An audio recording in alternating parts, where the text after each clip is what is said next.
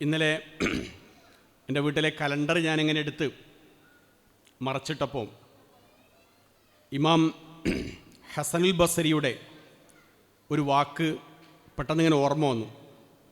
അദ്ദേഹം പറഞ്ഞു, മാ നദിംതു അലാ ഷൈഇൻ നദമി യൗമൻ ഒറബത്ത് ഷംസഹു നഖസ ഫീഹി അജലി വലം യസിദ് ഫീഹി അമലി.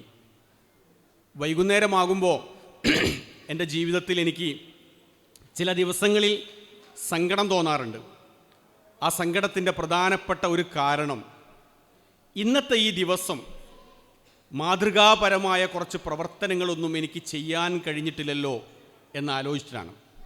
മാത്രവുമല്ല, എൻ്റെ ആയുസ്സിൽ നിന്ന് ഒരു ദിവസം കഴിഞ്ഞു പോയല്ലോ എന്ന ഒരാശങ്കയും വ്യക്തിപരമായിട്ട് എന്നെ അലട്ടുന്നുണ്ട് എന്നാണ് അദ്ദേഹത്തിൻ്റെ സംസാരത്തിൻ്റെ ആകെത്തുക. കൃത്യമായ ഒരു ലക്ഷ്യത്തോടു കൂടിയിട്ടാണ് സത്യത്തിൽ അള്ളാഹു നമ്മളെ സൃഷ്ടിച്ചിരിക്കുന്നത്. ആ ലക്ഷ്യം നമ്മൾ വിസ്മരിച്ചുകൊണ്ടാണ് നമുക്ക് മുന്നോട്ട് പോകുന്നതെങ്കിൽ യഥാർത്ഥമായ ലക്ഷ്യത്തിലേക്ക് എത്താൻ നമുക്ക് കഴിയാതെ പോകും. നമ്മുടെ ലക്ഷ്യം എന്ത് എന്ന് ഏറ്റവും മനോഹരമായ രൂപത്തിൽ വിശുദ്ധ വേദഗ്രന്ഥമായ ഖുർആൻ വിവരിക്കുന്നുണ്ട്. നിങ്ങൾ ഞാനുമെല്ലാം തന്നെ പാരായണം ചെയ്തു പോകുന്ന സൂറത്തുൽ മുൽക്ക് എന്ന് പറഞ്ഞ അധ്യായത്തിലെ 2-ാമത്തെ വചനം, അല്ലദീ ഖലഖൽ മൗത വൽ ഹയാത ലിയബ്ലുവക്കും അയ്യുക്കും അഹ്സനു അമല. മരണത്തെയും ജീവിതത്തെയും അള്ളാഹു ഉണ്ടാക്കിയതിൻ്റെ ഏറ്റവും പ്രധാനപ്പെട്ട ലക്ഷ്യം നിങ്ങളുടെ കൂട്ടത്തിൽ ഏറ്റവും നല്ല കർമ്മങ്ങൾ ആരാണ് ചെയ്യുക എന്ന് പരീക്ഷിക്കാൻ വേണ്ടിയിട്ടാണ്. ഇവിടെ ഭാഷാപരമായിരിക്കുന്ന അല്ലെങ്കിൽ ഖുർആനിൻ്റെ ആയത്ത് അവിടെ കോട്ട് ചെയ്ത സന്ദർഭത്തിൽ അള്ളാഹു ആദ്യം പറഞ്ഞിരിക്കുന്ന വാക്ക് മൗത്ത് എന്നാണ്. മരണമാണ് ആദ്യം പറഞ്ഞത്. മരണത്തിന് ശേഷമാണ് സത്യത്തിൽ ഖുർആൻ ഈ ആയത്തിൽ ജീവിതത്തെ സംബന്ധിച്ച് സംസാരിച്ചത്. ചില പണ്ഡിതന്മാരെല്ലാം തന്നെ പറയുന്നു, മരണവും മരണാനന്തര ജീവിതവും അള്ളാഹു ഉണ്ടാക്കിയത് നിങ്ങളുടെ കൂട്ടത്തിൽ ഏറ്റവും നല്ല കർമ്മങ്ങൾ ആരാണ് ചെയ്യുക എന്ന് പരീക്ഷിക്കാൻ വേണ്ടിയിട്ടാണ്. ഇന്നലെ 2 ദിവസം മുമ്പ് ഞാനൊരു മയ്യത്ത് നമസ്കാരത്തിന് പങ്കെടുക്കാൻ വേണ്ടി ചേന്നമംഗലൂർ എന്ന് പറഞ്ഞ പള്ളിയിൽ പോയി. പള്ളിയിലല്ല, ആ മരണപ്പെട്ട വ്യക്തിയുടെ വീട്ടിലാണ് ഞാൻ നേരത്തെ എത്തിയിട്ടുണ്ട്. വർഷങ്ങളായിട്ടൊരു 4-5 വർഷക്കാലം എൻ്റെ ഖുതുബ നടത്തിയെന്നൊരു പള്ളിയും ആ സ്ഥാപനം കൊണ്ടു നടന്ന ഒരു വ്യക്തിയുമായിരുന്നു മരണപ്പെട്ടിരുന്നത്, KP സലാം സാഹിബ്. അദ്ദേഹത്തിൻ്റെ മയ്യത്ത് രാവിലെ തന്നെ കുളിപ്പിച്ച് ആ വീട്ടിൻ്റെ മുറ്റത്ത് വെച്ചപ്പോൾ 100 കണക്കിന് ആളുകൾ വന്നുകൊണ്ട് അവിടെ നമസ്കാരം നിർവഹിച്ച് തിരിച്ചു പോവുകയാണ്. എനിക്ക് അദ്ദേഹത്തെ പറ്റി അറിയാം.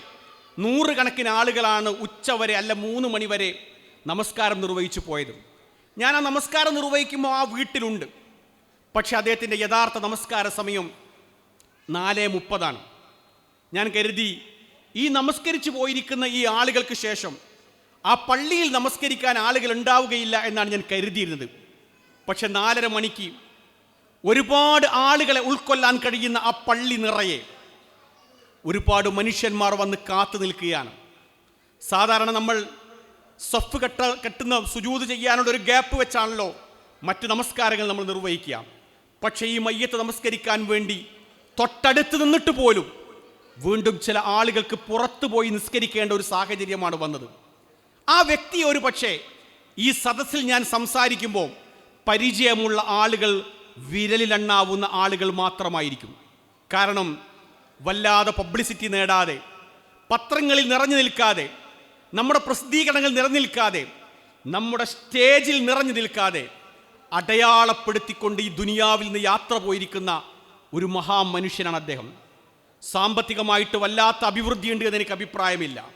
വിദ്യാഭ്യാസ യോഗ്യത ഒരുപാടുണ്ടെന്ന് എനിക്ക് അഭിപ്രായമില്ല.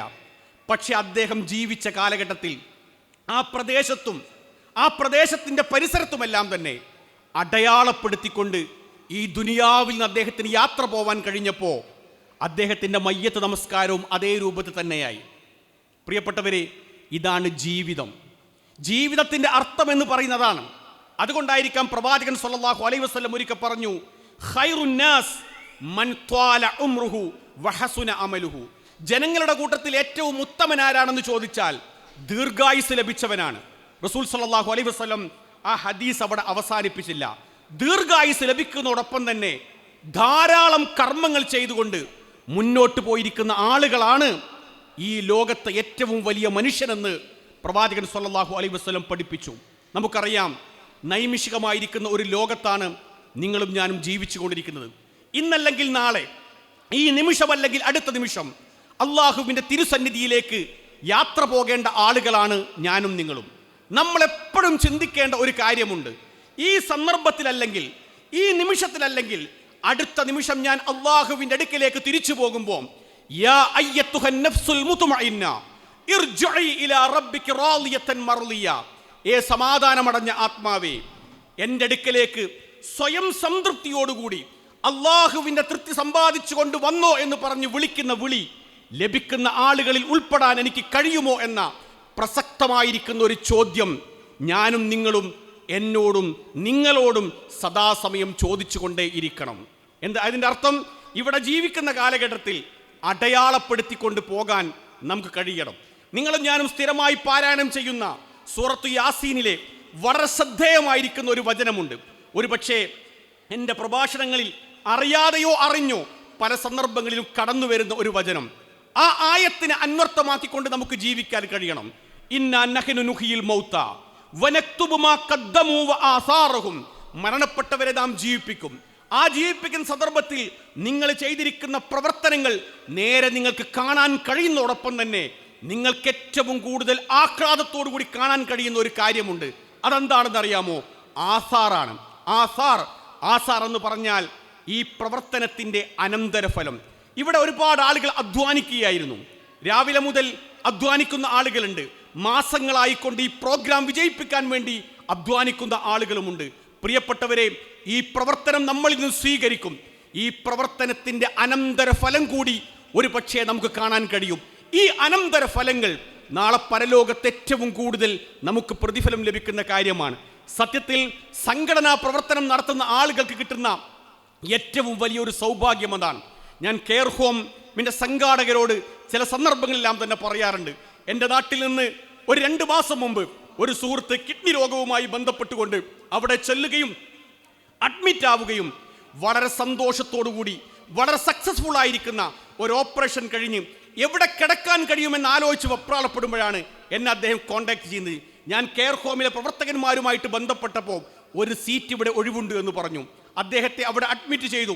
അദ്ദേഹം അഡ്മിറ്റ് ചെയ്തതിന് ശേഷം ഒരു മാസക്കാലത്തോളം അവിടെ വിശ്രമിച്ച് അവിടുന്ന് കാറിൽ കയറുന്ന സന്ദർഭത്തിൽ എന്നെ വിളിച്ചുകൊണ്ട് അദ്ദേഹം പറഞ്ഞ ഒന്നാമത്തെ കാര്യം, ഇവിടുത്തെ സംഘാടകരെ സംബന്ധിച്ചിടത്തോളം, ഇവിടുത്തെ ഈ സ്ഥാപനം നടത്തിക്കൊണ്ടു പോകുന്ന ആളുകളെ സംബന്ധിച്ചിടത്തോളം സ്വർഗത്തിലേക്ക് പോകാൻ ഇനി വേറെ ഒന്നും ആവശ്യമില്ല.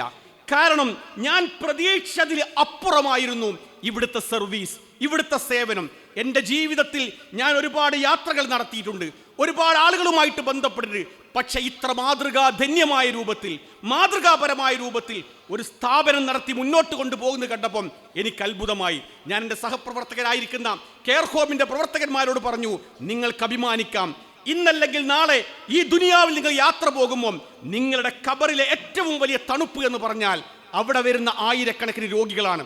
ആ രോഗികൾ അത്താണിയില്ലാതെ പ്രയാസപ്പെട്ട് അവർ എങ്ങോട്ടൊന്നില്ലാതെ യാത്ര പോകുമ്പം നിങ്ങൾക്കിവിടെ സൗകര്യമുണ്ട് എന്ന് പറഞ്ഞുകൊണ്ട് അവിടെ താമസിപ്പിച്ച് അവർക്ക് വേണ്ട എല്ലാ സൗകര്യങ്ങളും ചെയ്തു കൊടുക്കുമ്പോൾ അവരിവിടെ ഇട്ടേച്ചു പോകുന്നത് ആസാറുകളാണ്. ഞാൻ ആ കൂട്ടത്തിൽ മരണപ്പെട്ടു പോയിരിക്കുന്ന സക്കീർ സാഹിബ് എന്ന് പറഞ്ഞ ഒരു മനുഷ്യനുണ്ട് കോഴിക്കോട്ടുള്ളേ കോവൂരിൽ.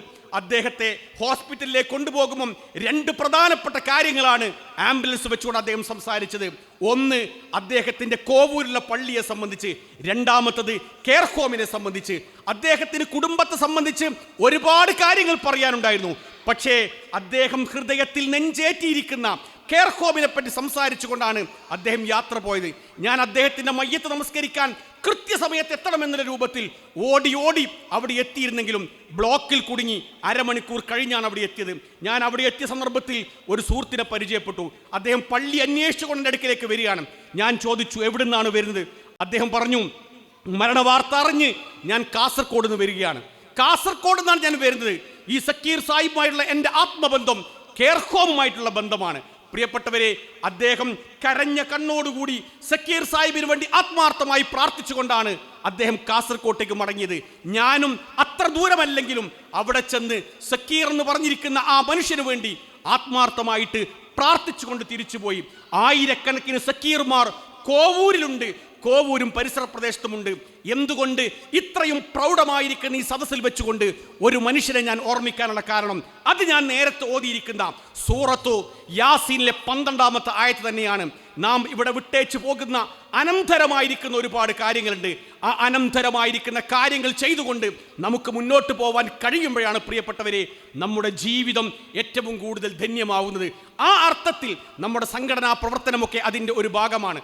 പലപ്പോഴും നമ്മൾ പറയാറുണ്ട്, എന്തിനാണ് ഇത്തരം പ്രവർത്തനങ്ങൾ? നമുക്ക് നമ്മുടെ പള്ളികളിലേക്ക് പോയി നമസ്കരിച്ച് തിരിച്ചു വന്നാൽ പോരെ, ദിക്റുകളും ദുആകളുമായിട്ട് സ്വന്തത്തിലേക്ക് ഒതുങ്ങിയാൽ പോരെ നമ്മൾ ചോദിക്കാറുണ്ട്. ഒരു പക്ഷേ അങ്ങനെ ഒതുങ്ങിയിരിക്കുന്ന ആളുകൾക്ക് സ്വർഗം കിട്ടില്ല എന്നൊന്നും ഒരിക്കലും പറയാൻ കഴിയില്ല.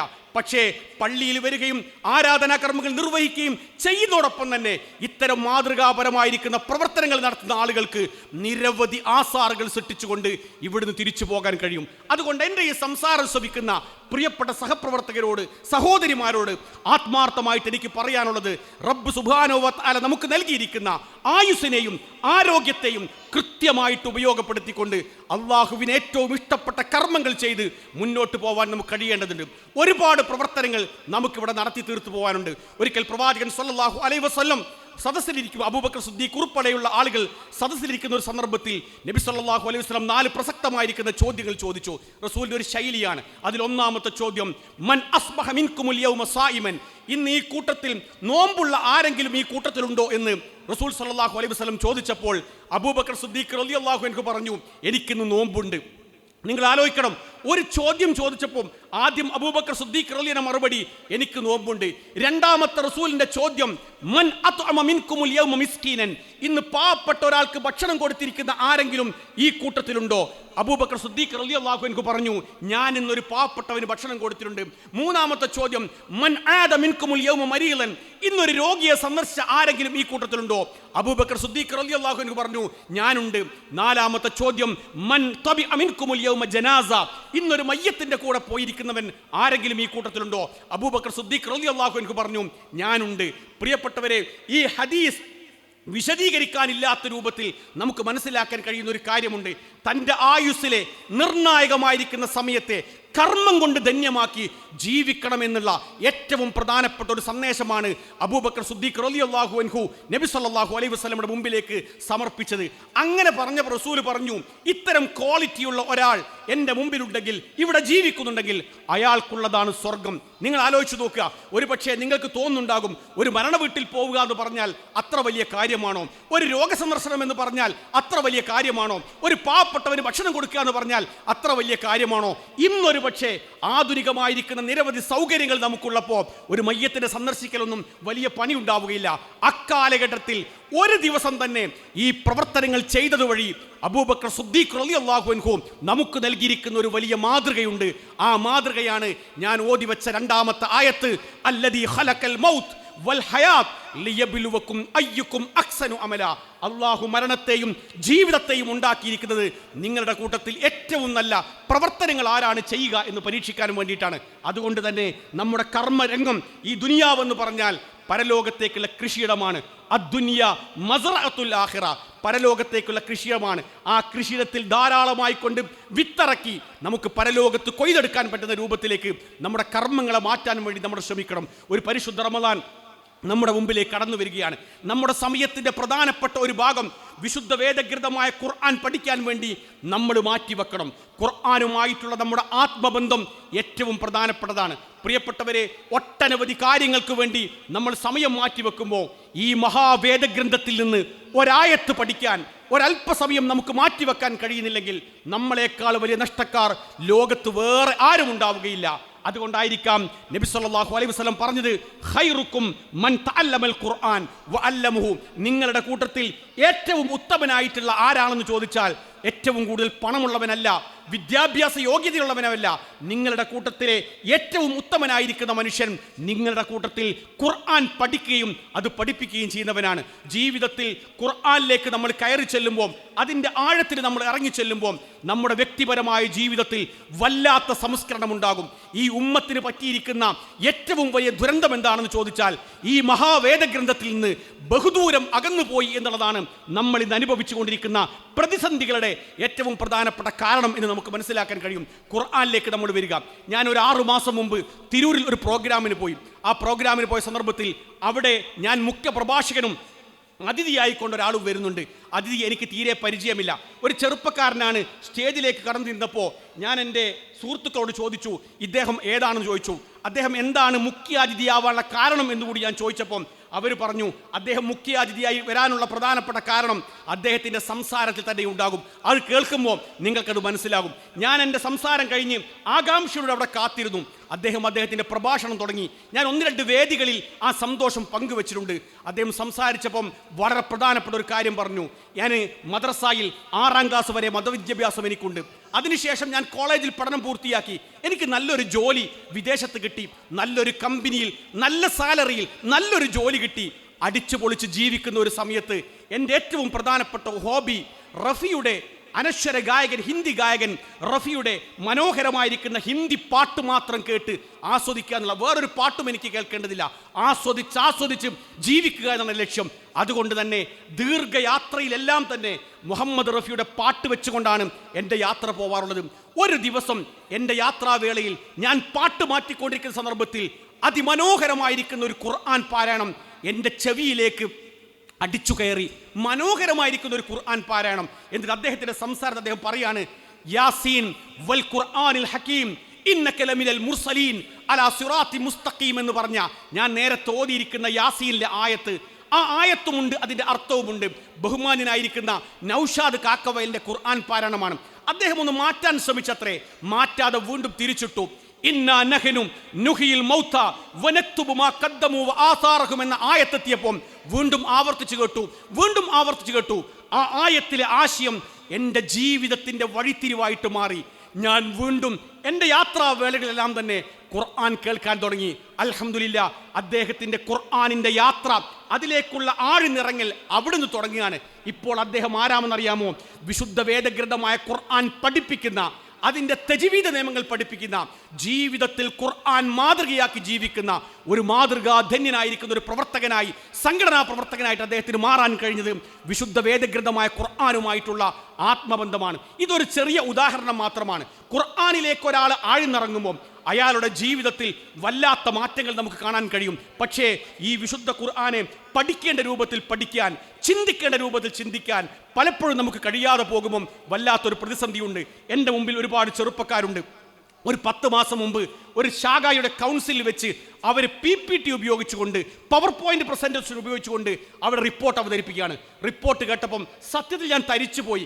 ഒരു അരമണിക്കൂർ നീണ്ടു നിൽക്കുന്ന റിപ്പോർട്ടിൽ നിരവധി പ്രവർത്തനങ്ങളാണ് ആ ശാഖാ കമ്മിറ്റി അവിടെ നടത്തിയിരിക്കുന്നത്. അവരുടെ വരവ് ചെലവൊക്കെ അവതരിപ്പിച്ചപ്പോൾ ലക്ഷക്കണക്കിന് രൂപയുടെ വരവും ലക്ഷക്കണക്കിന് രൂപയുടെ ചെലവും ബാലൻസുമായിരിക്കുന്ന ഒരു കണക്കാണ് അവിടെ അവതരിപ്പിച്ചത്. ആ കൂട്ടത്തിൽ അവിടുത്തെ QLSനെ പറ്റി, ഖുർആൻ ലേണിംഗ് സ്കൂളിനെ പറ്റി മനോഹരമായിരിക്കുന്ന രൂപത്തിൽ അവർ PPT ഉപയോഗിച്ച് ക്ലാസ് എടുക്കുന്ന അധ്യാപകന്റെ ഫോട്ടോ വെച്ച്, അണികളുടെ ഫോട്ടോ വെച്ച്, പഠിതാക്കളുടെ ഫോട്ടോ വെച്ച് അവതരിപ്പിച്ചു കഴിഞ്ഞു.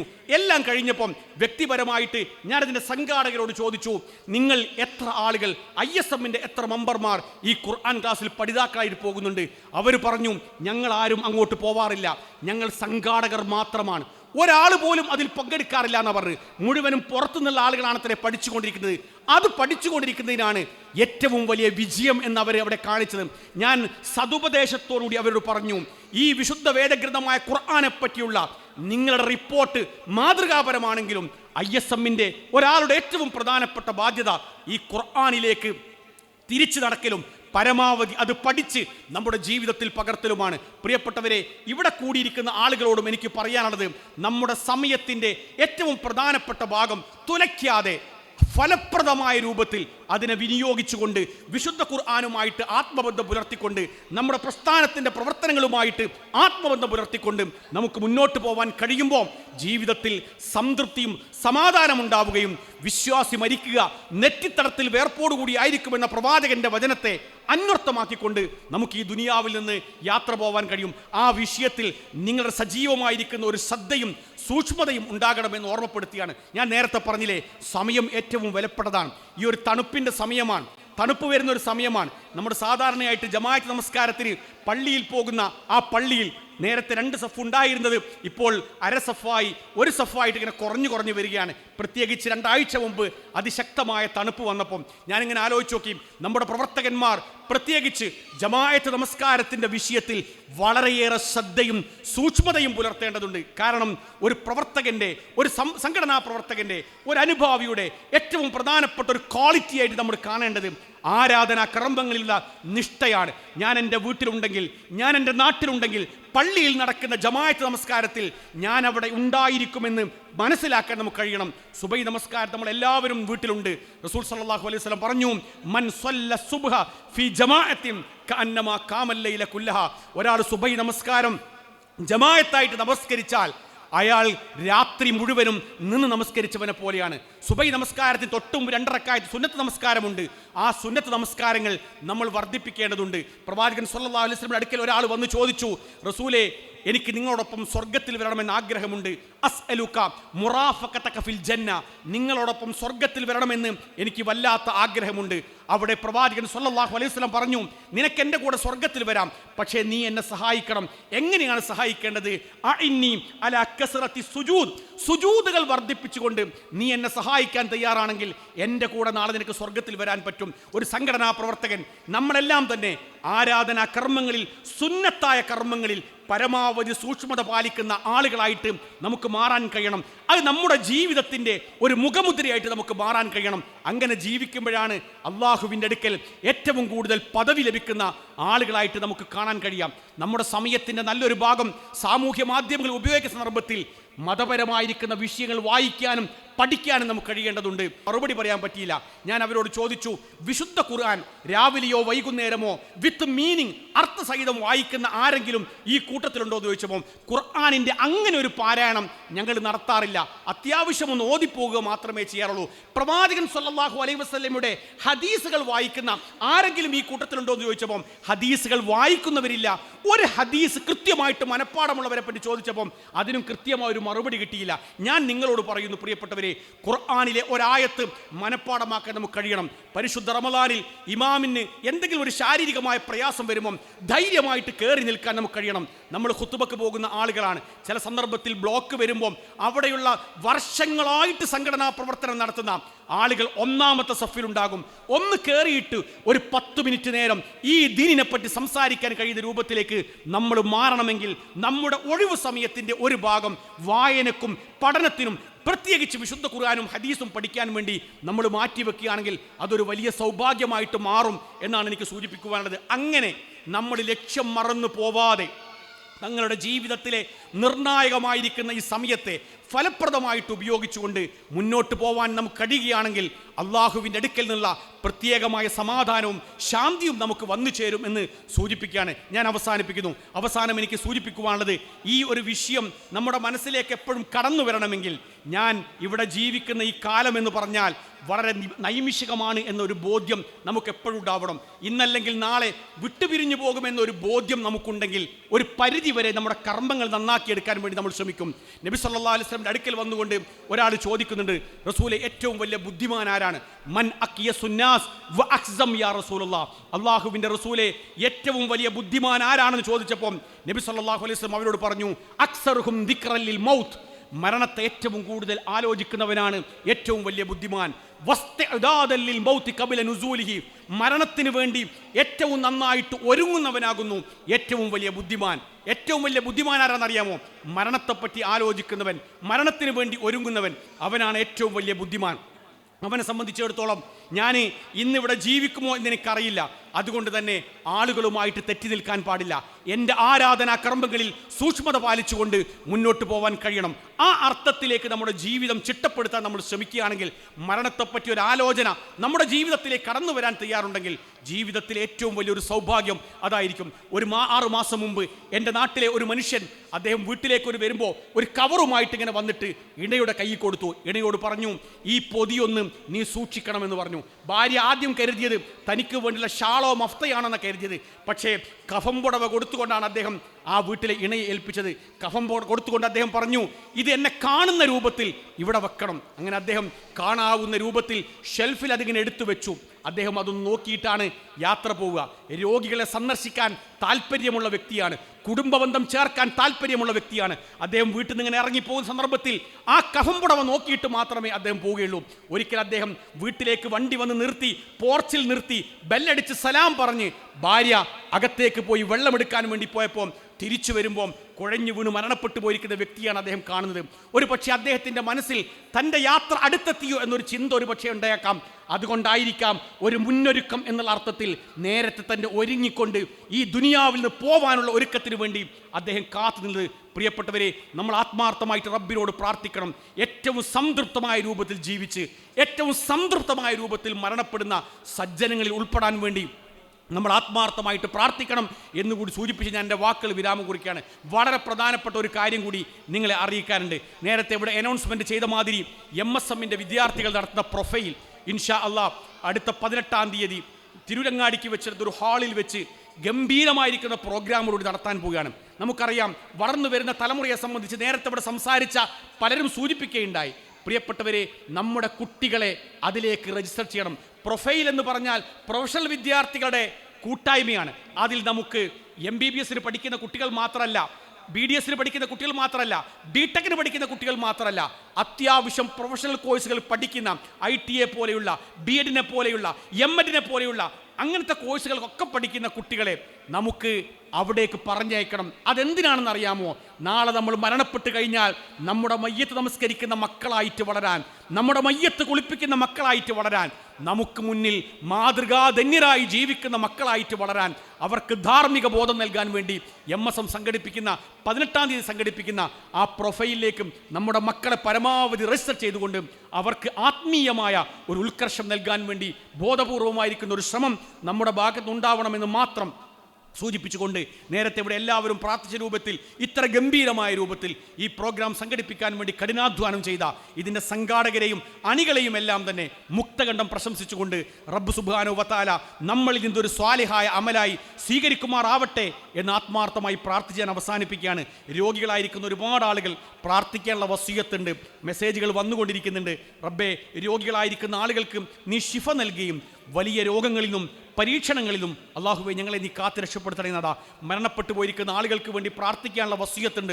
അള്ളാഹുവെ, ഞങ്ങളുടെ കുടുംബങ്ങളിൽ നിന്ന് മരണപ്പെട്ടു പോയ ഞങ്ങളുടെ ഉപ്പമാർ, ഉമ്മമാർ, ബന്ധുമിത്രാദികൾ, സഹപ്രവർത്തകർ, പ്രസ്ഥാന നേതാക്കന്മാർ എല്ലാവരുടെയും ഖബറിടം നീ വിശാലമാക്കുകയും ഞങ്ങളെയും അവരെയും നിന്റെ ജന്നാത്തുൽ ഫിർദൗസിൽ നീ ഒരുമിച്ച് കൂട്ടി അനുഗ്രഹിക്കണമേ നാഥ. ഞങ്ങളുടെ കച്ചവടത്തിലും ക്രയവിക്രയത്തിലും എല്ലാം തന്നെ നീ ബർക്കത്ത് നൽകി അനുഗ്രഹിക്കണമേ നാഥ. അള്ളാഹുവെ, ഞങ്ങളുടെ മക്കളിൽ നീ ധാർമ്മിക ബോധം നൽകുകയും ഞങ്ങളുടെ മക്കളിലും ഇണകളിലും നീ കൺകുളിർമ പ്രദാനം ചെയ്ത് അനുഗ്രഹിക്കുകയും ചെയ്യണമേ നാഥ. ഈ ദുനിയാവിൽ നീ യാത്ര പോകുമ്പോൾ ലാ ഇലാഹ ഇല്ലല്ലാഹ് എന്ന കലിമത്ത് തൗഹീദ് ഉച്ചരിച്ച് വളരെ സംതൃപ്തിയോടുകൂടി മരണപ്പെടുന്ന സജ്ജനങ്ങളിൽ ഞങ്ങളെ നീ ഉൾപ്പെടുത്തി അനുഗ്രഹിക്കണമേ നാഥ. റബ്ബന തഖബ്ബൽ മിന്നാ ഇന്നക അൻതസ് സമീഉൽ അലീം വതുബ് അലൈനാ ഇന്നക അൻതത് തവ്വാബുർ റഹീം. റബ്ബന ആതിനാ ഫിദ് ദുനിയ ഹസന വഫിൽ ആഖിറതി ഹസനതൻ വഖിനാ അദാബൻ നാർ. ആമീൻ ബിറഹ്മതിക യാ അർഹമർ റഹീമീൻ. വആഖിറു ദഅവാനാ അനിൽ ഹംദുലില്ലാഹി റബ്ബിൽ ആലമീൻ. അസ്സലാമു അലൈക്കും വറഹ്മത്തുള്ളാഹി വബറകാതുഹു.